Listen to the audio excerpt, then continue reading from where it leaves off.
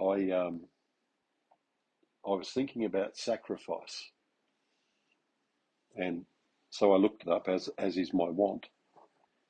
And what I found out was alapatrusis is sacrifice, and it means a releasing effected by payment of a ransom.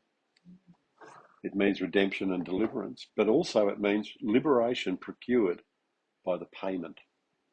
Liberation. Jesus was a sacrifice because when God tore the veil in two from top to bottom when Jesus died, it meant that Christ's death opened an unobstructed way to the Father. There was nothing. See, before it was that the high priest went in with the ephod on. The ephod was to protect him.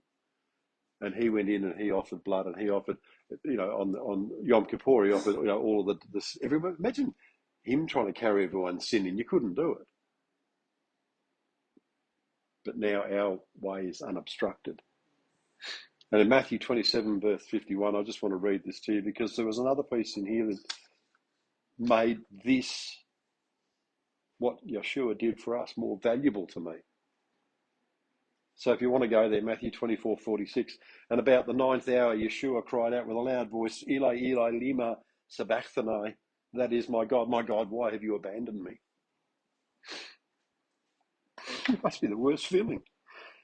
And when some of those who were standing there heard it, they began saying, this man is calling for Elijah. They clearly didn't speak his language. Right away, one of them ran and took a sponge, and he filled it with sour wine, and he put it on a stick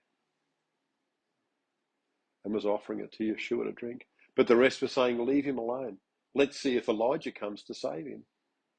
And Yeshua cried out again with a loud voice and gave up his spirit. And behold, the curtain of the temple was split in two from top to bottom, and the earth quaked, and the rocks were split apart. Now listen, this is what else happened. And if we think that the coming resurrection, and then we think that the Father, the Son coming back to earth is Hobbs-wallop, we've got rocks in our head, because in Matthew 27:52, and the tombs were opened, and many bodies of the Kedoshim who were sleeping were raised to life. Even then, I thought that was cool.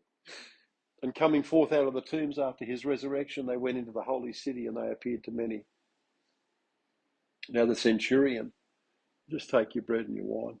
And the centurion and those with him keeping guard over Yeshua, when they saw the earthquake and what was happening, they became terribly frightened and said, this really was the Son of God. Thank you, Yeshua, for your sin. And we take your body as remembrance. And we remember you not lightly. But right now, before you eat, if you've got anything against anyone, it's in your head, in your heart, Father, I forgive that person. In Jesus' name.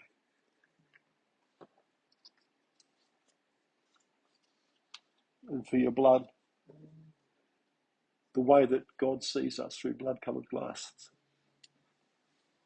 The unobstructed view now, the unobstructed way we have to you, we thank you in Yeshua's name.